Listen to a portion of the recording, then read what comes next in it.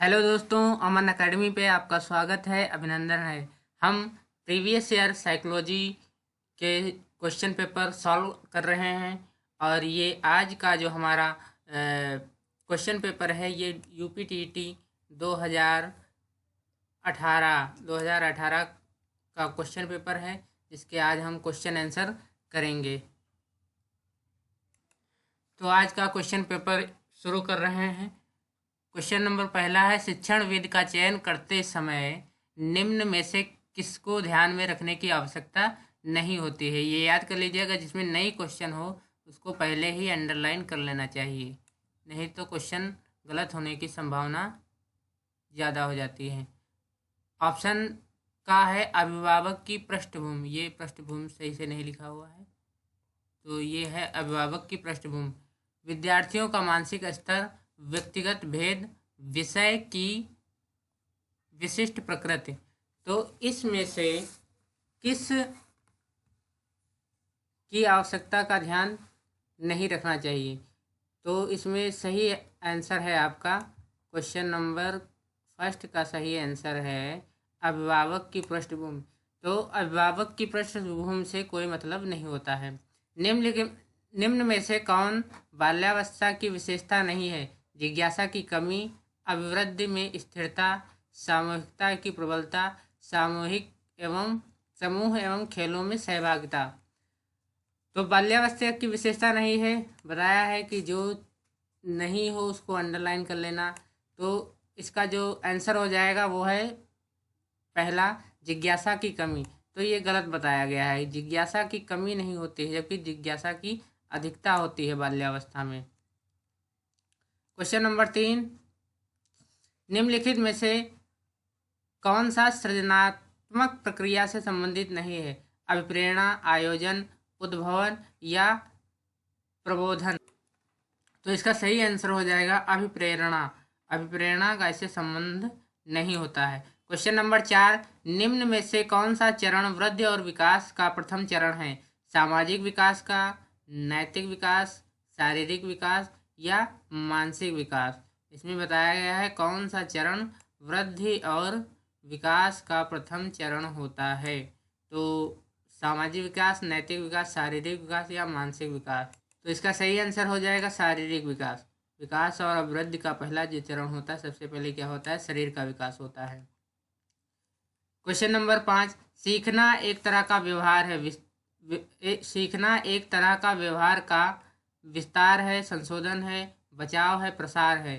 तो सीखना एक तरह का संशोधन है। सीखना एक तरह का व्यवहार का क्या है? संशोधन है, यानी व्यवहार में संशोधन, व्यवहार में परिवर्तन या संशोधन ही सीखना कहलाता है। स्किनर बॉक्स का प्रयोग किया जाता है प्रसूत अनुबंधन के लिए, चालक अधिगम के लिए, शाब्दिक अधिगम के लिए या आकस्मिक अधिगम के लिए। तो इसका सही आंसर हो जाएगा प्रसूत अनुबंधन के लिए, क्योंकि स्किनर का सिद्धांत है क्रिया प्रसूता का सिद्धांत। तो इसका सही आंसर हो जाएगा प्रसूत अनुबंधन के लिए। क्वेश्चन नंबर 7, बुद्धिमापन की भाटिया बैटरी परीक्षण में कितने उप परीक्षण होते हैं? 8 उप परीक्षण, 4 उप परीक्षण, 5 उप परीक्षण या 7 उप परीक्षण। तो इसका सही आंसर हो जाएगा 5 उप परीक्षण। कितने? जो बुद्धिमापन की जो भाटिया बैटरी परीक्षण हुआ था उसमें 5 उप परीक्षण होते हैं। किंडरगार्टन विधि का प्रतिपादक किसे कहा जाता है? Montessori, cook, Froebel, Dalton. तो इसका सही आंसर हो जाएगा मॉन्टेसरी ने जो है फ्रोबेल, किंडरगार्टन की जो विधि का प्रतिपादन किया है वो फ्रोबेल ने किया है।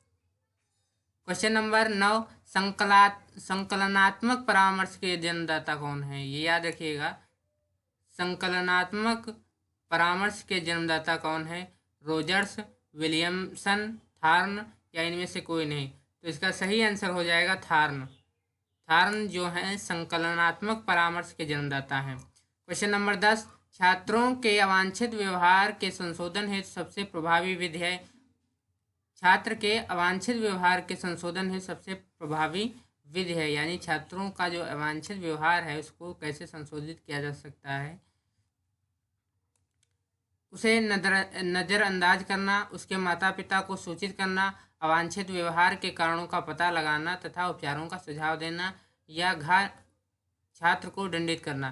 तो इसका सही आंसर हो जाएगा अवांछित व्यवहार के कारणों का पता लगाना और उसके सुझाव देना। क्वेश्चन नंबर 11, डिसलेक्सिया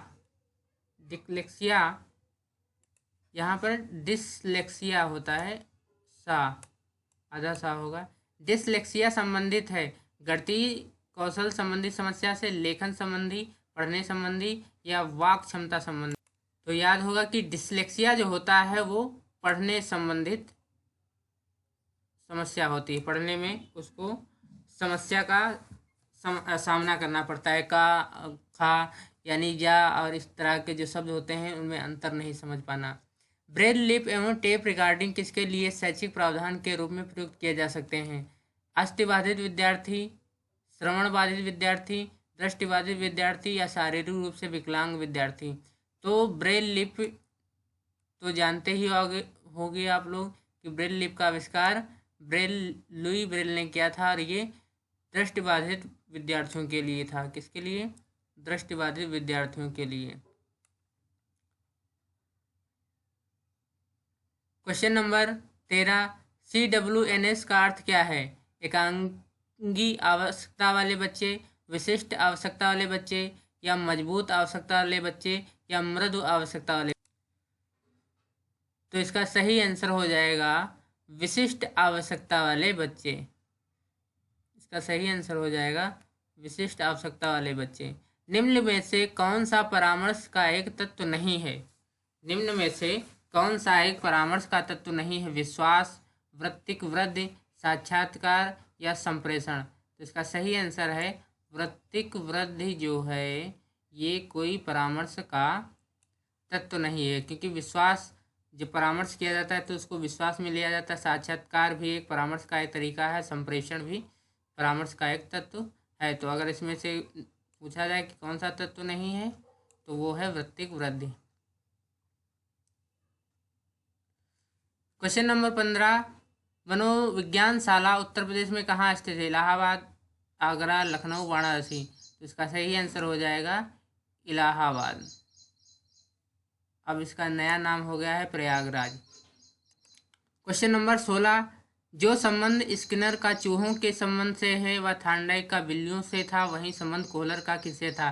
तो आप लोगों को पता होगा कि स्किनर ने जो अपने प्रयोग किए थे वो चूहों पर किए थे।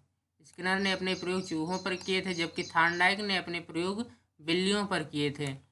और उसी प्रकार कोहलर ने जो है अपने प्रयोग वनमानुष पर किया था। कोहलर ने जो है वनमानुष को केले ऊपर टांगे थे और उस केलों को पकड़ना था। तो इसका सही आंसर हो जाएगा वनमानुषों पर। फिर एक किताब है question number 17, the behaviour of organism नामक पुस्तक के लेखक कौन है? हल, पाउलर, स्किनर या थॉर्नडाइक। तो इस पुस्तक के लेखक जो हैं वो हैं स्किनर। अधिगम का पठार है अधिगम में दोष, अधिगम की समाप्ति, अधिगम के अवरोध वर्धन या अधिगम में अवरोध। तो इसका सही आंसर हो जाएगा अधिगम के अवरुद्ध वर्धन। अधिगम के अवरुद्ध वर्धन।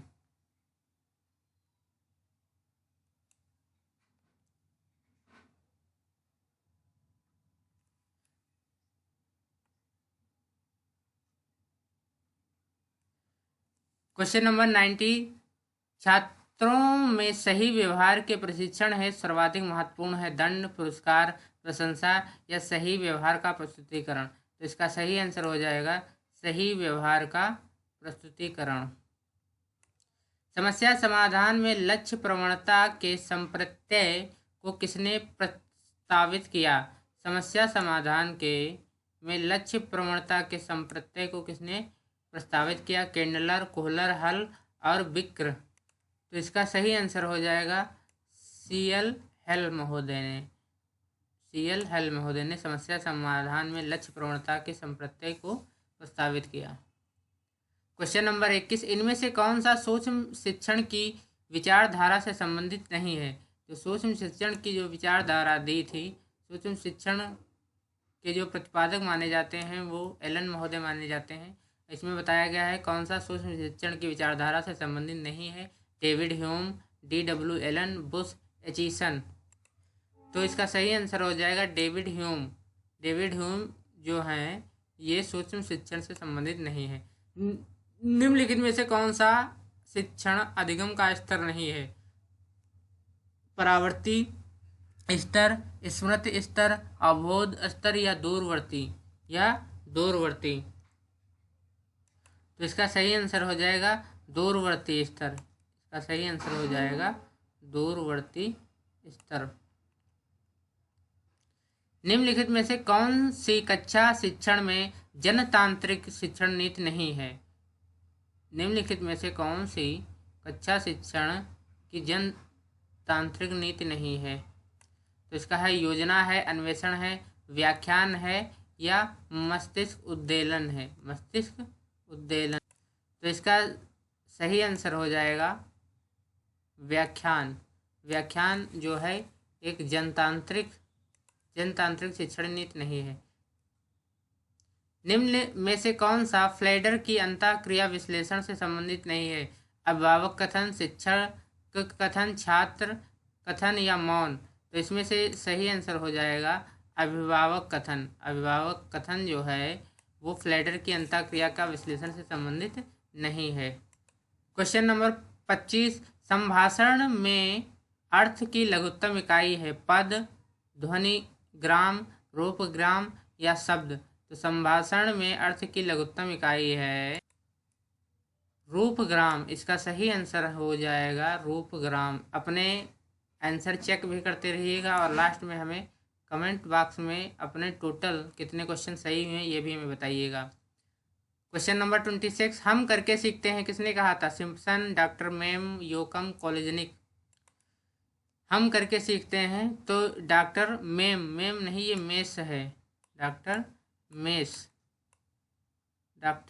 तो इसका सही आंसर हो जाएगा डॉक्टर मेस। निम्न में कौन सा शिक्षण का स्तर नहीं है? चिंतन, स्मृति, बोध, वर्णन।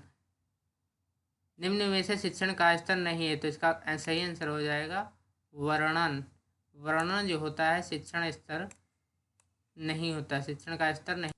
क्वेश्चन नंबर 28, शिक्षण की अंतःक्रियात्मक अवस्था में मुख्य संक्रिया होती है प्रत्यक्षीकरण की, क्रिया और प्रतिक्रिया की, निदान की या उपयुक्त सभी। शिक्षण की अंतःक्रियात्मक अवस्था में मुख्य संक्रिया होती है प्रत्यक्षीकरण की, क्रिया और प्रतिक्रिया की, निदान की। तो इसका सही आंसर हो जाएगा क्रिया और प्रतिक्रिया की।